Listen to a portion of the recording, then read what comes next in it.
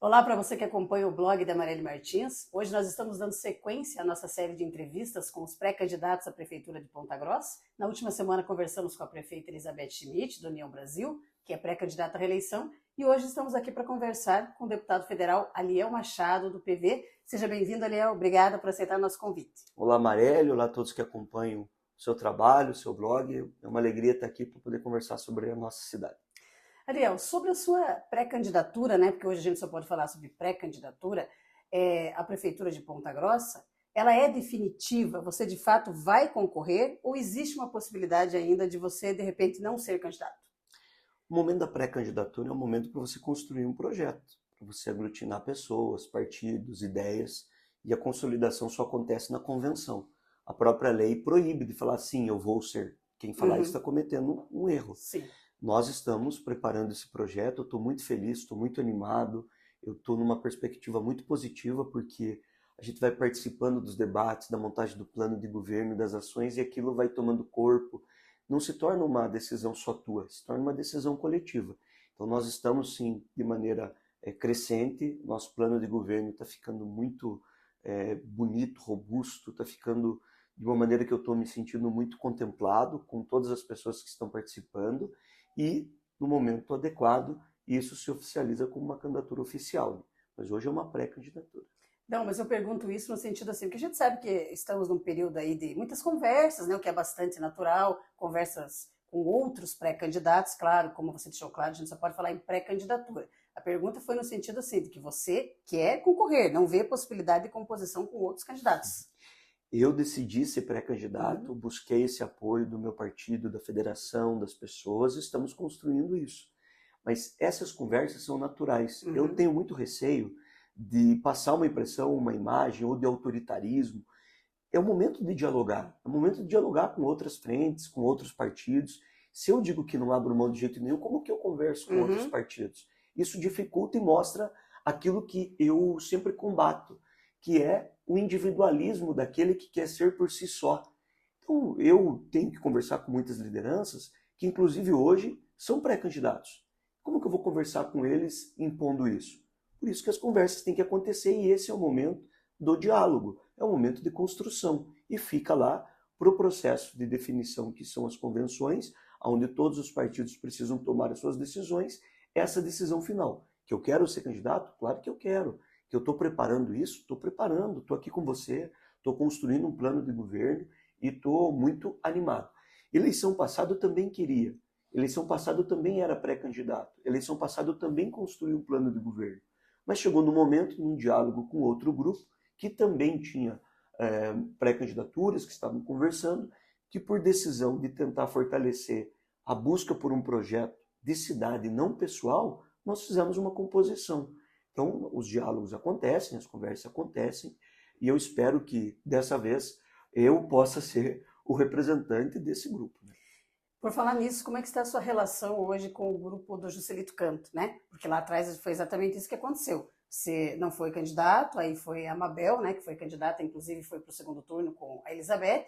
Teve um rompimento, eu diria ali, entre você, Aliel, com o grupo do Juscelito na eleição de 2022, mas eu recebi uma informação de que vocês teriam conversado novamente agora aí nos bastidores. Isso procede? Ou como que está a tua relação com o grupo do Juscelito hoje? Eu tenho muito respeito por todos, ao contrário do que muitos fazem aí nessas brigas, nesses ataques, nas agressões. Eu sempre fui muito do diálogo, eu acho que isso é muito importante para construir. E no caso deles, nós temos uma proximidade meio que natural, pela visão de mundo em muitas coisas, né? Diferenças existem, mas o diálogo acontece. Não sentei para conversar com eles sobre a eleição, não é verdade isso. Teve, assim, divulgação de ações, de trabalho, conversas no telefone, mas nós não sentamos para falar da eleição, para traçar estratégia ou para discutir unidade de grupo. Eu respeito, eles têm lá uma pré-candidatura do grupo deles, e acho que o diálogo pode acontecer, nada que reprima isso. Teve sim um distanciamento na eleição de 2022, porque nós estivemos juntos em 2020 e um dos compromissos era que o grupo permanecesse em 2022. Isso não aconteceu, mas isso passou. E em relação à prefeita Elizabeth, a gente percebe que vocês se firmaram uma boa parceria, né, em prol da cidade. Até a prefeita, na entrevista da última semana, se referiu bastante aos recursos, né, encaminhados via Brasília pelo teu trabalho. Percebe-se assim que você tem de fato uma boa relação com a prefeita também, né? Claro que a gente está falando aqui no sentido aqui de primeiro turno, né? Porque segundo turno a gente nem pode cravar nada, na verdade, ainda, né? Até porque o cenário está indefinido. Mas e com a prefeita? Haveria uma possibilidade de composição? A prefeita é a prefeita. E eu sou deputado federal. É minha obrigação atender a minha cidade. Eu não atendo a prefeita. Eu não sou amigo dela. Eu atendo Ponta Grossa. Eu tenho respeito pela prefeita. Logo que ela ganhou a eleição, eu entrei em contato imediatamente. Parabenizei pela vitória e disse que o nosso mandato estava à disposição. Ganhei um carinho, um respeito por ela, a partir de que todos os compromissos firmados do trabalho que nós tínhamos nos proposto a fazer foram honrados. E a partir disso, nós entregamos muitas coisas para a cidade. O nosso mandato é disparado o mandato que mais recursos trouxe para Ponta Grossa. Pavimentação, saúde, educação, esporte, segurança e as outras áreas. E é minha obrigação fazer isso, principalmente agora que eu tenho facilidade com o governo federal, ações, projetos, investimentos, que nós estamos batendo recorde em Ponta Grossa. E isso fez com que as pessoas ficassem questionando politicamente por que de eu estar perto da prefeita. Eu estou perto da prefeita porque ela é prefeita, eu sou deputado. Ao contrário de alguns que abandonaram a cidade por briga política, abandonaram a prefeita, eu estou falando do Marcelo Rangel e do Sandro Alex. Eles romperam com a prefeita, mas não podiam ter rompido com a cidade. E romperam no período pré-eleitoral, no momento da construção das pré-candidaturas. Então, eu tenho dialogado com ela. Agora, nossa proximidade política não deve acontecer, porque nós temos visões diferentes. Eu tenho muitas críticas à atual administração, assim como reconheço os avanços que aconteceram, mas politicamente nós temos algumas diferenças, né? E agora, o diálogo, como eu falei, tem que acontecer. Essa é uma disputa que envolve a nossa cidade. E quando a gente tiver que se unir para somar esforços para defender Ponta Grossa, seja em projetos, ações ou até politicamente, eu acho que a gente deve se unir. Sobre esse racha, né, que você começou a falar, era exatamente um dos temas aqui da nossa entrevista, esse racha entre Marcelo Rangel, Sandro Alex e a prefeita Elizabeth. Aproveito, inclusive, para deixar claro aqui para os nossos seguidores e leitores do blog que o Marcelo Rangel foi convidado novamente para a entrevista, aqui nessa série de entrevistas, mas tem sido muito difícil, né, a relação, inclusive não tem participado das entrevistas, mas fica o convite. Por que eu digo isso? Porque a gente só tem a versão hoje, aqui no blog da Marielle Martins, nós só temos a versão da prefeita, que deu entrevista, aliás, não foi só uma, e disse que foi traída. Disse que não esperava que o Marcelo Rangel seria candidato, que até então a candidata era ela. E esse histórico de traição do grupo Rangel e Sandro Alex em relação às pessoas que estão com eles vem se construindo ao longo dos anos. Como é que você vê isso? Uma briga aí pelo poder e que muitas vezes a cidade acaba sendo prejudicada. Quando a política se torna um núcleo familiar desse jeito, é difícil você ter composição, porque tem ali as ambições. Então tem um histórico, não preciso comentar sobre isso, basta olhar o histórico da última década em Ponta Grossa, que as pessoas fazem essa reflexão em relação a eles. Durante a entrevista da prefeita, a prefeita disse que por muitas vezes o Sandro e o Marcelo chamavam a atenção da prefeita por ela justamente aceitar emendas da deputada Mabel, emendas que são dinheiro público, na verdade, mas que os deputados precisam ali indicar, né?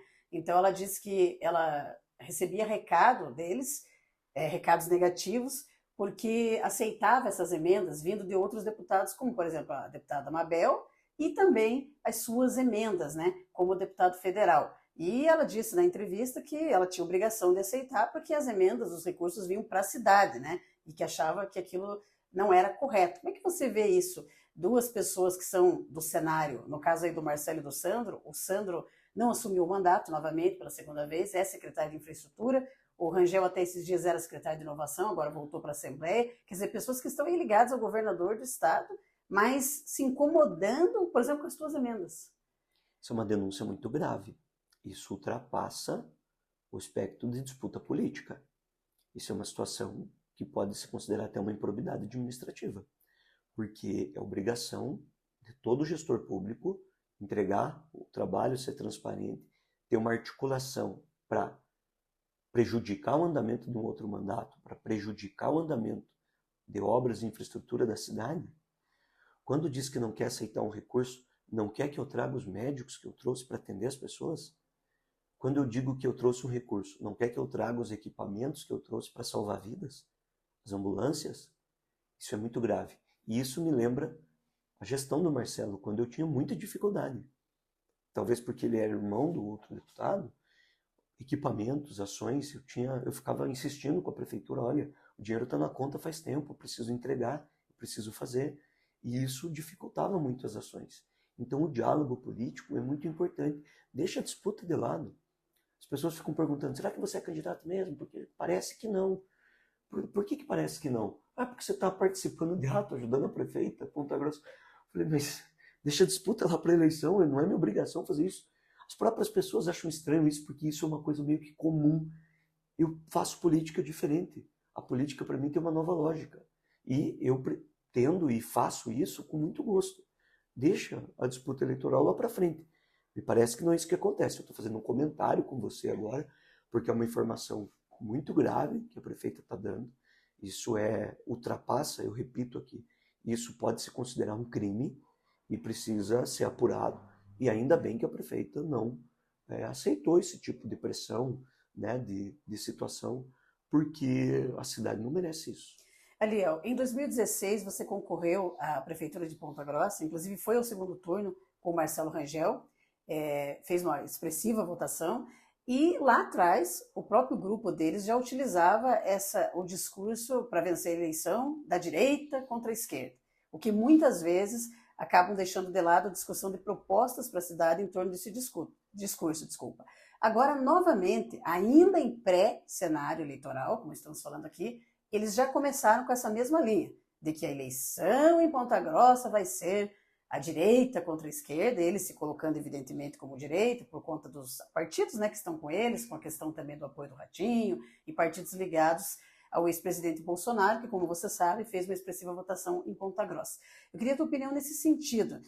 Será que novamente nós vamos ter que discutir uma eleição pautada em direita versus esquerda, no caso você é um deputado governista, né, do governo Lula, e as propostas para a cidade, como é que você vê isso? Fico muito triste do debate ser reduzido a essa discussão, a essa patifaria, a essas agressões que deixam a cidade à mercê. O que nós temos que ver é quem governou, o que fez, os erros que aconteceram e o que pode ser proposto de novo para a cidade. Qual direita será? Aquela que quer vender as escolas?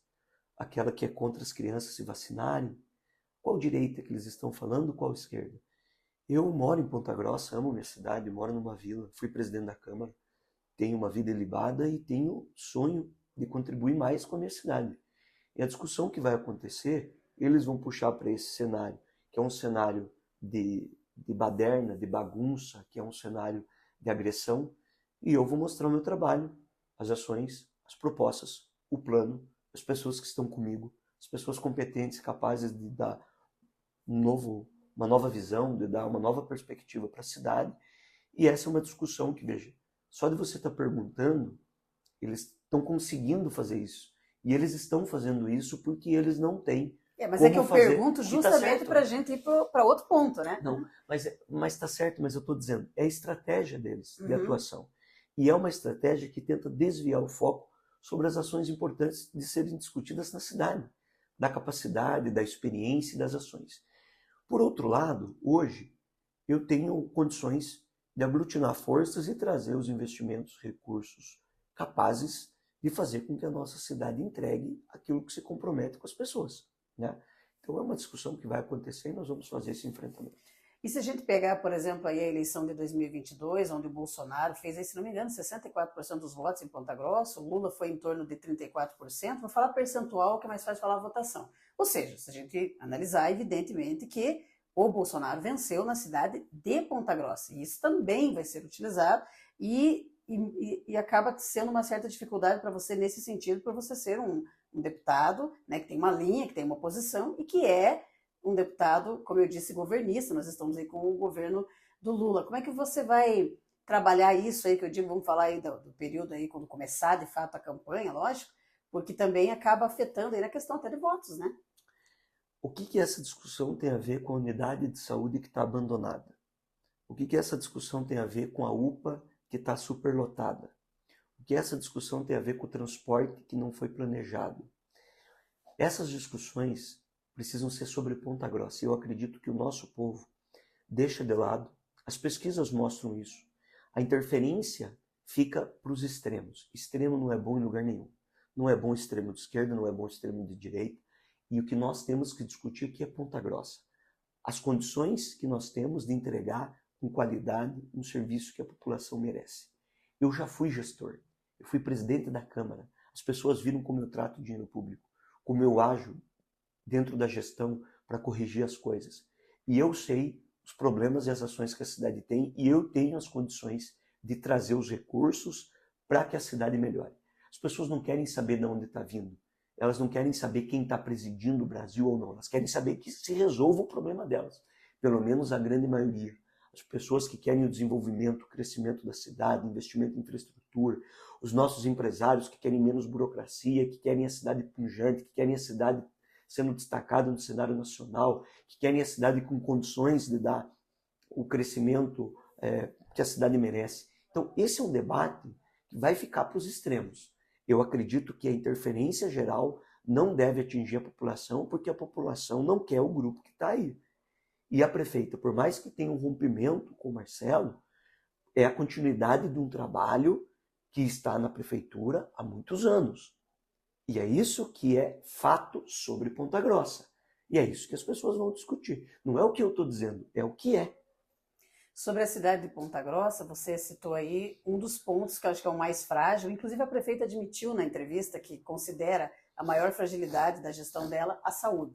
Você citou aí a questão da UPA, ou citar o exemplo da UPA Santa Paula, que vive com demanda de pacientes, vive superlotada, inclusive sempre com declarações do grupo que administra, porque lá é terceirizado, de que não pode mais receber paciente. Aí tem a situação da UPA Santana, mas teve uma situação aí, ao decorrer do tempo aí da gestão da Elizabeth, que foi o fechamento do pronto-socorro, Hospital Municipal Amadeu Pup. Na entrevista anterior, a prefeita disse que apenas entregou o pronto-socorro para o Estado, o EPG, via Universidade Estadual de Ponta Grossa, alegando que isso é responsabilidade do Estado. Isso foi a resposta da prefeita, que pode ser conferida aqui no blog. Porém, por muitos anos, esse pronto-socorro funcionou com gestão da prefeitura. Claro, funcionou com problemas, precisava de reforma, ninguém fez, nem outro prefeito fez a reforma do pronto-socorro. Por que eu quero fazer essa pergunta para você? Você é uma pessoa que tem uma proximidade muito grande com o reitor da Universidade Estadual de Ponta Grossa, que é o professor Miguel Sanches, que tem também aqui o respeito do blog da Marielle Martins, mas lá hoje funciona um ambulatório, que tem a gestão da Universidade Estadual de Ponta Grossa. E se a gente sair na rua e fizer uma pesquisa, dificilmente alguém vai concordar com isso. Muitas pessoas pedem, mas não vai voltar o pronto-socorro, não retorna o pronto-socorro. A prefeita deixou claro na entrevista que pela prefeitura, por ela, não volta. É Estado. Ela disse que ela entregou para o Estado. Como é que você vê isso, no sentido de que assim, a UEPG é uma universidade respeitada e que tem que melhorar a vida das pessoas e não piorar. Mas quando repassaram o pronto-socorro para a UEPG, visivelmente piorou. Nós não temos hoje uma melhora, até porque também faltam leitos, a fila aumentou pela procura de leitos. Você achou correta essa atitude da prefeita? Primeiro, o Miguel não é secretário de saúde do Paraná e não é prefeito. Uhum. O serviço que entregaram para ele fazer, ele está fazendo com excelência. Tem muitas ações da universidade que, se não fosse a universidade, a situação ia ser muito mais grave. Isso é uma situação de fato. Muito em serviço. A universidade hoje participa de diversos atendimentos à situação, à cidade de Ponta Grossa, e o Miguel faz com que esse serviço, o que foi entregue a ele, seja realizado. Esse é um primeiro ponto. Tem 3 culpados pelo fechamento do pronto-socorro. 3. A prefeita de Ponta Grossa, o Sandro Alex e o Marcelo Rangel. Porque o serviço, e a prefeita falou aqui, de alta complexidade, o serviço hospitalar é de responsabilidade do Estado. O grupo deles é o grupo do governador. Os 3 estavam juntos quando tomaram a decisão de que primeiro seria feita uma reforma para que o pronto-socorro voltasse a atender enquanto um hospital, e não fizeram isso. Aonde estava o Estado e os nossos secretários, que inclusive têm mandato de deputado, portanto, eles tinham força política para não deixar isso acontecer, que o Estado assumisse e colocasse os leitos. Então a prefeita, junto com eles, fechou o pronto-socorro. numa situação que o Estado deveria, de fato, assumir a gestão e os recursos. Está correta a prefeita nesse sentido, mas não foi um conflito. Eles são do mesmo grupo. Sim, mas então, o Estado, só uma coisa, o Estado não assumiu como hospital, como você bem disse, o IPG isso presta um serviço de excelência, mas de ambulatório, que é bem diferente do hospital. Por isso que eu estou dizendo que a culpa é dos três. O Estado está prestando um serviço. Não é o hospital que nós queríamos. E que é importante, Ponta Grossa, ter mais leitos e mais hospital, que é um problema que está fazendo com que nós tenhamos aí uma superlotação, que nós tenhamos aí decisão do Ministério Público obrigando a UPA a fazer os internamentos através da central de leitos, levando pessoas de Ponta Grossa para cidades menores para que recebam um leito de internamento. Essa é a realidade hoje. Marcelo Rangel, Sandro Alex e a prefeita são os responsáveis pelo fechamento do pronto-socorro. E nesse caso, quando ela fez o combinado de entregar o pronto-socorro ao Estado, abandonaram ela ainda. Então, é uma situação muito triste, é uma situação que precisa ser resolvida. Nós tivemos ali com isso, claro, o serviço ambulatorial que veio para o antigo prédio ali no Amadeu Pup, abriu espaço no hospital universitário, novos leitos foram abertos lá, mas assim, a gestão do hospital universitário não é porta aberta, e ela é regional, né? Então, isso fez com que muitas demandas de Ponta Grossa, e aí nós estamos falando de Ponta Grossa, fossem prejudicadas. Se você fosse prefeito, por exemplo, da cidade, você não fecharia o pronto-socorro? Se eu fosse prefeito, eu teria poder de articulação e faria uma gestão junto ao Estado melhor, para que o Estado, que é o responsável, pudesse cumprir com sua obrigação e manter o hospital aberto. Claro que é cedo ainda para falar em plano de governo, isso a gente vai falar lá para frente no período da campanha, mas está aí nas pautas de discussões reabertura do pronto-socorro? Está nas pautas de discussões e aberturas de novos hospitais. E em relação também à questão das UPAs, né, da superlotação e de tudo que tem ocorrido, eu vejo aí uma certa dificuldade da prefeita até se articular no sentido até de recursos. Você acha que nesse sentido também houve um abandono por parte aí do Sandro e do Marcelo? Eu não acho, a prefeita falou isso aqui. E não foi agora no rompimento. Basta você olhar qual foi a articulação de fato de recursos que vieram para Ponta Grossa pelo trabalho deles. Outro tema também que a prefeita tem tido uma certa dificuldade em respondeu aqui com a gente, é a questão do transporte coletivo, né? Você é uma pessoa que, é claro, entende bastante disso, já lutou muito sobre esse tema, até mesmo quando foi presidente da Câmara dos Vereadores. O fato é que o contrato com a Aviação Campos Gerais venceu em junho de 2023, a prefeitura tinha conhecimento disso desde o começo, não fez a licitação a tempo, que já poderia ter sido feita, abriu agora o edital, mas não se sabe se essa licitação vai ocorrer antes ou depois da eleição. A prefeita alega que encaminhou o projeto da licitação para a Câmara dos Vereadores em outubro de 2022 e que os vereadores não votaram. Não votaram em 2022, depois não votaram em 2023 e que por isso ela se obrigou, foi o que ela disse aqui, a prorrogar com a VCG por 12 meses, um ano, o que permitia uma prorrogação por mais 12 meses, que foi o que aconteceu agora. Mas o que a gente tem notado é uma piora nos serviços. Recentemente, a prefeitura retirou os cobradores de ônibus. Isso é uma coisa que vem acontecendo em diversas cidades, né? Não é a questão da função em si, mas funciona em cidades que têm serviço digital, né? Que já tem a bilhetagem eletrônica totalmente 100% e que o motorista não precisa ficar recebendo ali, digamos assim, dinheiro e voltando troco. Agora deu uma piorada no serviço, porque o motorista, além de ter a função de dirigir, tem que parar, dar o troco, receber, e está demorando muito aí o serviço. Queria que a tua análise também sobre essa situação do transporte coletivo. Você acha que a prefeitura não foi competente para fazer essa licitação ou tem alguma amarra aí com a VCG, como todo mundo sempre fala? Igual o pedágio. O pedágio tinha data e hora para terminar. Não conseguiram, não tiveram competência. O Sandro Alex é o secretário de infraestrutura, abandonou. Nós ficamos num caos e continuamos. O contrato da VCG é a mesma coisa. Nós temos um problema grave, porque é um contrato que nós não queríamos sequer que a renovação, quando o Vosgrau fez, acontecesse há 10 anos. Ela aconteceu e nós tínhamos que ter um planejamento com antecedência adequado para que a gente pudesse ter um contrato. Eu confesso que as entrelinhas da condução política, eu não tenho detalhes da administração, não faço parte, não estou lá, mas acho lastimável que tenha acontecido dessa maneira. Nós temos um contrato que todo mundo critica, ruim, e que na oportunidade que nós tínhamos de se livrar dele, do contrato, não importa a empresa, importa a amarra política que o contrato traz, que garanta benefícios à população, capacidade, organização, competência, serviço de qualidade às pessoas. É isso que nós precisamos defender. Nós podemos observar, por exemplo, que nessa questão dos cobradores, que eu fico aqui, eu deixo aqui meus sentimentos a todos que perderam seus trabalhos, eu estou tentando reverter isso. Não é uma questão que está acontecendo nas outras cidades. A lei proíbe a demissão deles. Foi prometido que eles não seriam demitidos. A prefeita prometeu isso. E os cobradores foram demitidos. E a lei não permite isso. É uma situação muito grave, porque você faz sem planejamento. Tinha um compromisso anterior de que seria feito um planejamento interno para que esses profissionais fossem realocados, que eles receberiam uma capacitação, continuariam trabalhando. Então, é uma coisa muito triste também. Nós estamos falando de famílias. Então, é uma situação que precisa ser revista. Nós estamos estudando essa situação com bons especialistas para que a gente possa fazer um debate dentro da legalidade, com segurança jurídica, não colocando qualquer situação que diga que Ponta Grossa não cumpre regras, contratos e leis. Nós defendemos sempre o estrito cumprimento à lei para que a gente possa aí melhorar essa situação. Agora, não acredito que seja feita esse ano essa licitação.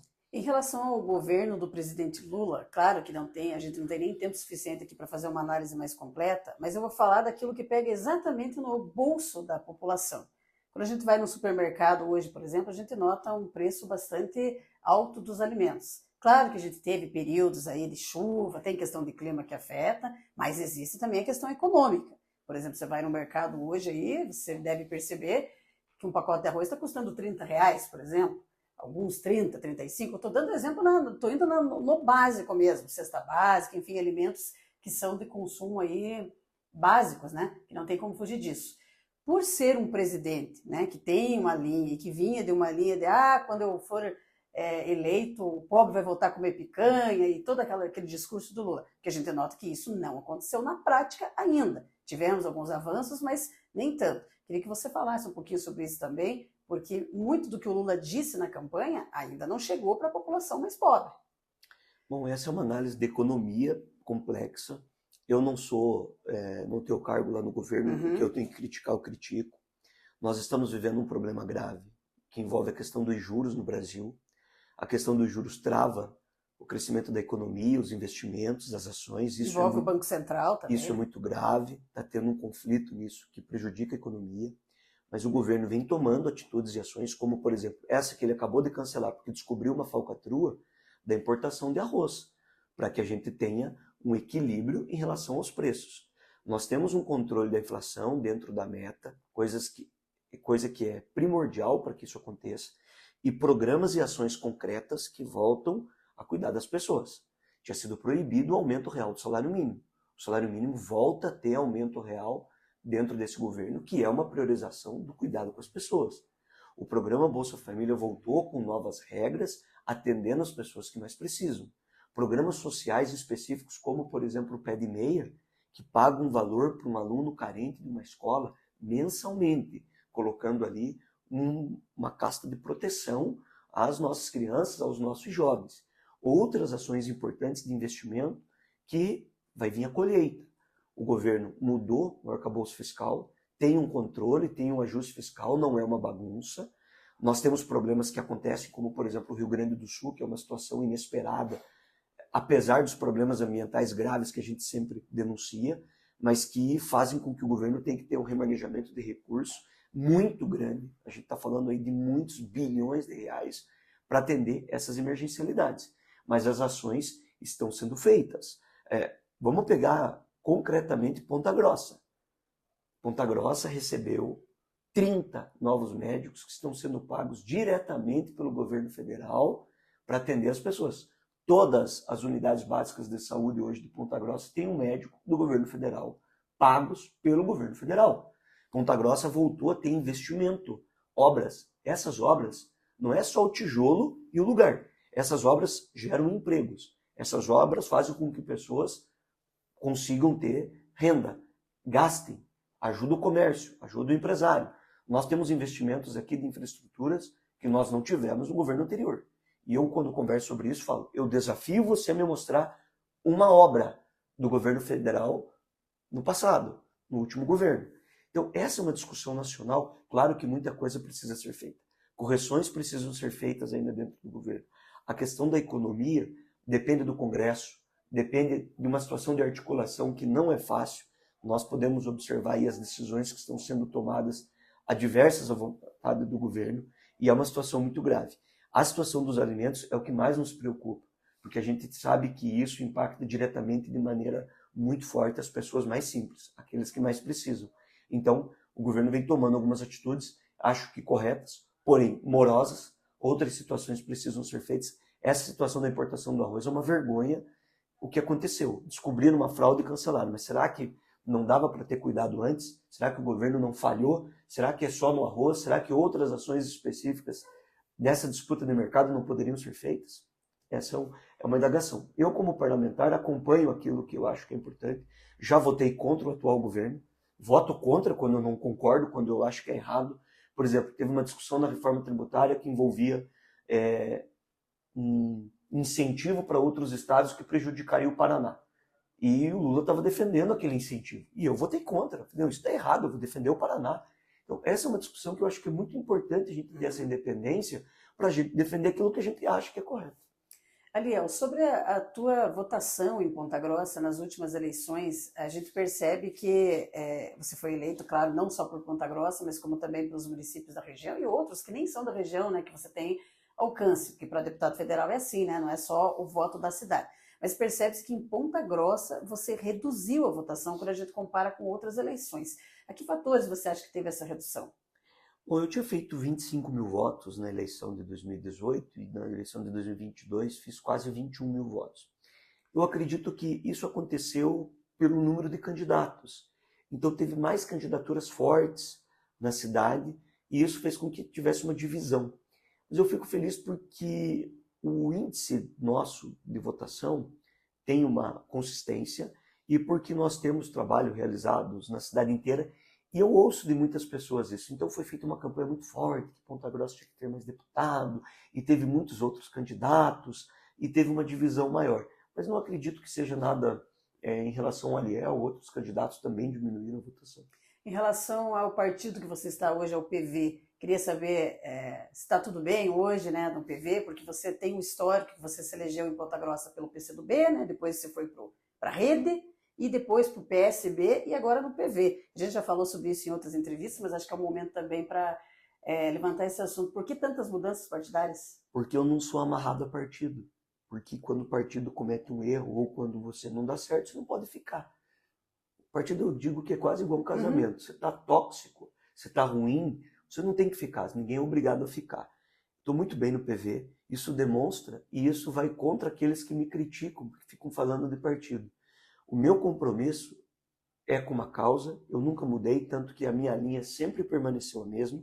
Eu nunca fui oportunista, mentiroso, daquele que sobe num palanque, tá com um, depois tá com o outro, tá com o outro, tá com o outro. Eu mantenho uma linha, tenho responsabilidade e penso na minha cidade, no mandato, tenho coerência nas minhas votações, nas pautas que defendem a educação, que defendem a juventude, que defendem o idoso, que defendem a economia, porque eu defendo sim os empresários no que diz respeito a condições para melhorar a vida das pessoas e acho que extremo não é bom em lugar nenhum. E é por isso que eu mudei de partido. Estou muito bem no PV, tenho um respeito muito grande. O Partido Verde é um partido mundial, é um partido de uma causa nobre, é um partido que hoje está ajudando na transição energética, é um país que está ajudando a criar o diálogo do sistema produtivo com o setor ambiental. É preciso que eles não se enfrentem, é preciso que eles dialoguem, é preciso que eles encontrem soluções para que a gente resolva o problema gravíssimo da humanidade, que é a questão ambiental, que está ceifando vidas, que está trazendo prejuízos. Eu fui nomeado relator do mercado de carbono, que é um dos assuntos mais importantes do Brasil, e eu fico muito feliz de ter essa oportunidade. E feliz de estar no Partido Verde construindo essa proposta.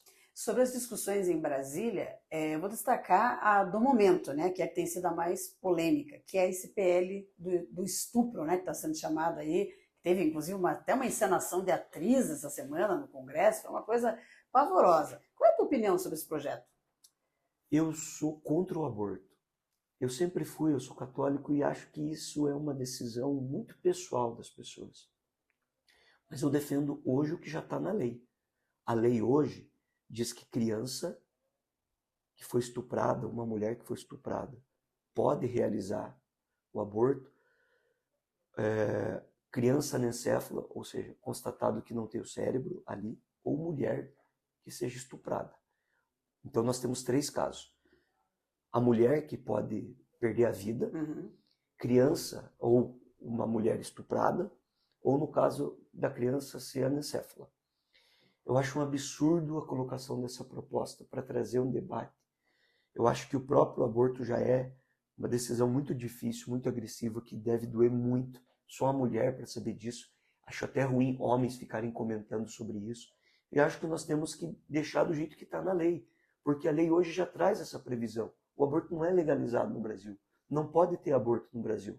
Agora, você não pode querer prender uma criança, uma mulher que foi estuprada, que foi agredida, e o bandido virar o coitado e a pessoa virar a vítima. Isso é importante destacar isso, porque absurdo. as pessoas não estão entendendo muito bem esse projeto, né, Léo? E esse projeto, na verdade, ele praticamente criminaliza a vítima, né? É isso?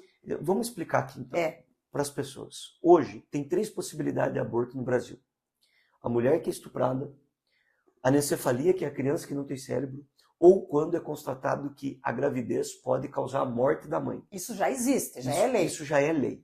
E a mãe tem a decisão de se ela vai manter ou não a gravidez. Então, mesmo que a mãe tenha lá a constatação de que ela pode morrer, ela fala, não, mas eu vou levar a minha gravidez. Ela pode, ela não é obrigada a fazer o aborto.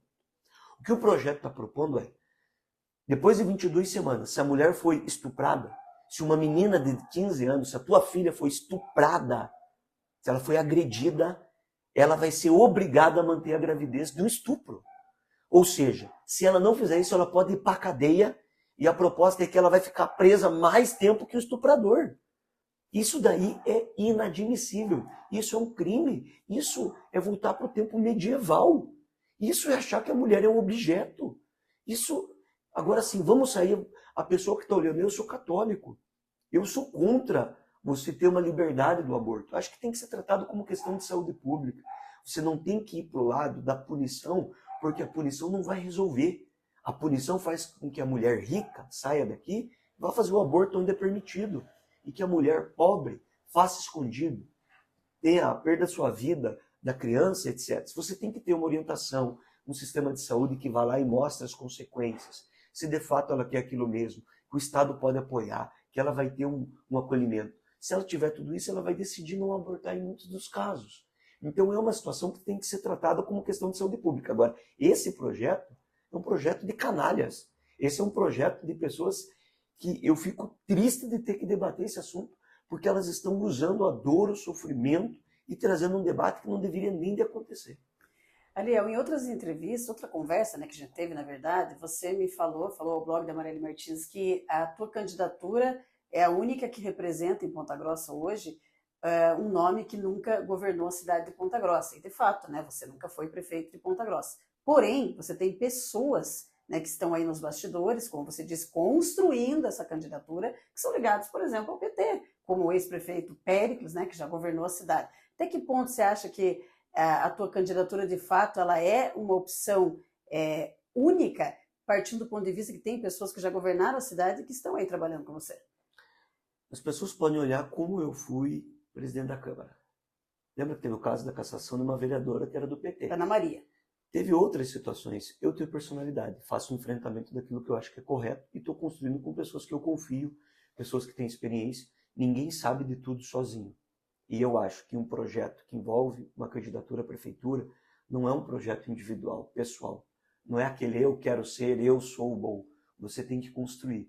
Eu tenho pessoas de diversos partidos políticos, pessoas que não são de partidos políticos, médicos, empresários, professores, agentes da área da saúde, da área de segurança, do esporte, da cultura, que estão me ajudando a construir. Então, quem quiser construir, trazer propostas, ideias, vai ter um espaço bem-vindo. Nós não estamos negociando cargos, não estamos negociando secretarias, não estamos negociando fatiamento da prefeitura.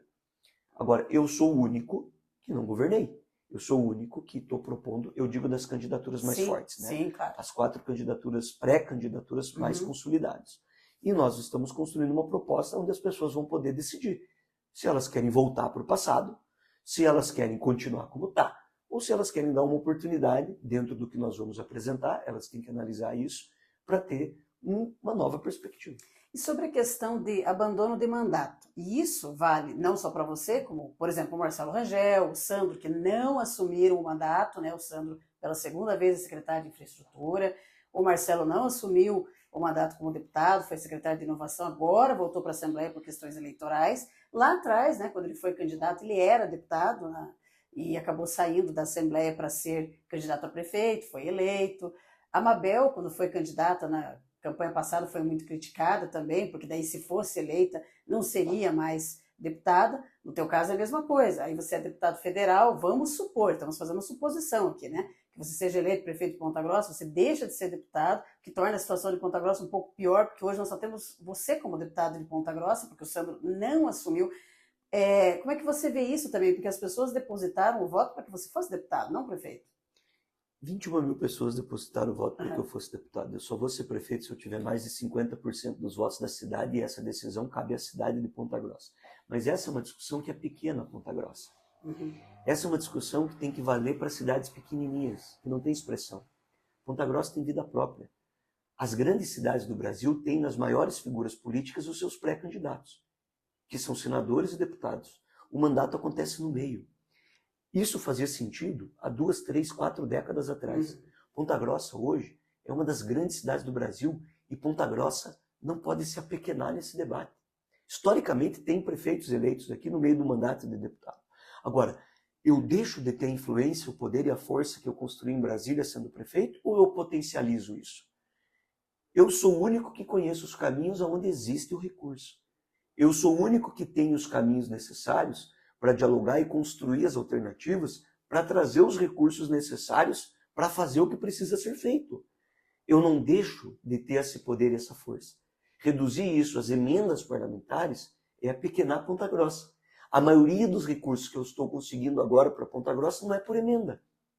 Eu acabei de anunciar um dos maiores investimentos para Ponta Grossa da Itaipu para pavimentar 7 vilas de Ponta Grossa. Aquilo não é emenda. Se eu for prefeito, com todas as ações e trabalho que eu construí em Brasília, as experiências, eu terei condição de fazer absolutamente muito mais por Ponta Grossa.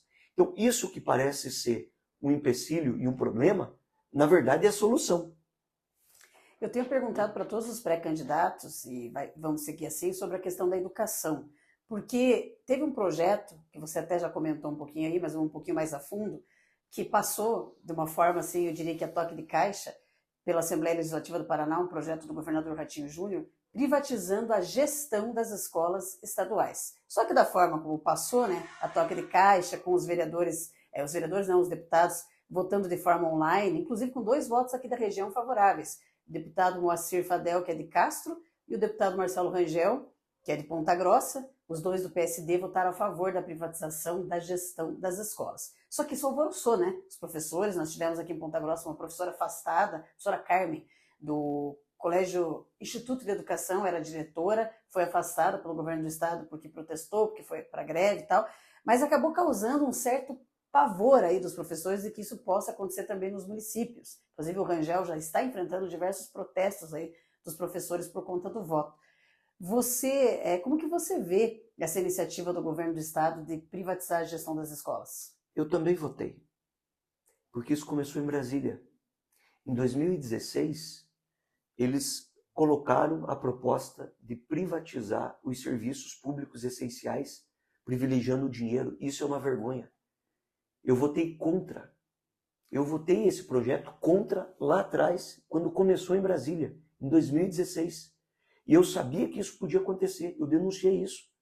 Porque nós temos boas parcerias com a iniciativa privada, boas parcerias da iniciativa privada com o poder público, mas nesse caso, nós não estamos falando de uma terceirização, nós estamos falando de um serviço essencial de privatização que prevê privatizar até os professores. Depois fizeram emendas, fizeram alteração no projeto, mas a intenção e a abertura da porteira, como a gente diz, é entregar o serviço de educação para uma empresa ganhar dinheiro em cima dos alunos.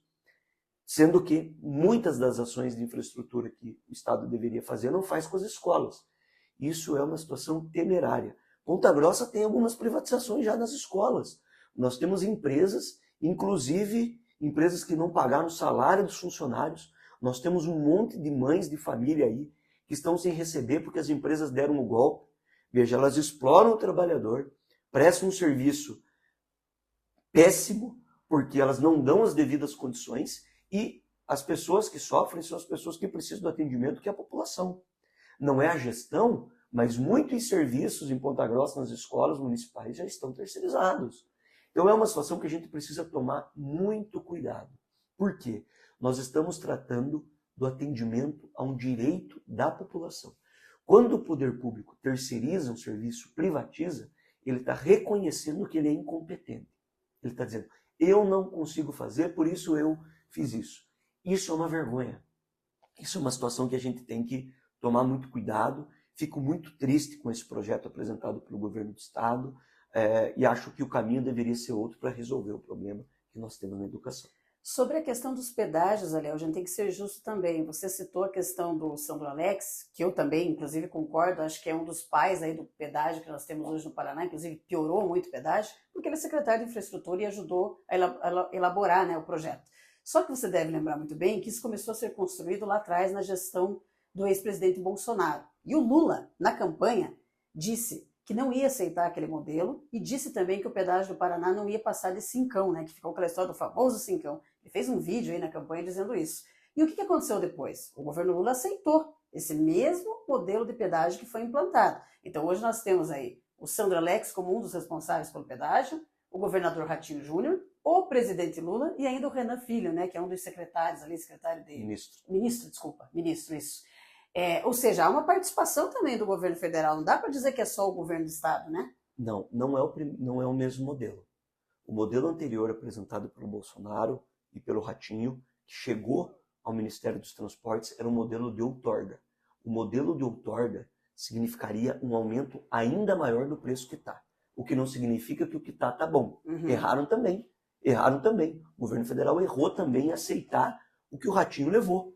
E eu reconheço que errou. Eu defendo que deveria ser de outra maneira. Mas é muito melhor do que a tragédia que eles estavam colocando. Então, o modelo de outorga, algumas ações que possibilitaram um desconto maior e que trouxeram algumas garantias foram feitas. O ministro Renan melhorou a proposta, eles tiveram que fazer alterações no que estava sendo feito. Em relação ao cincão, o Lula mudou de opinião por um motivo.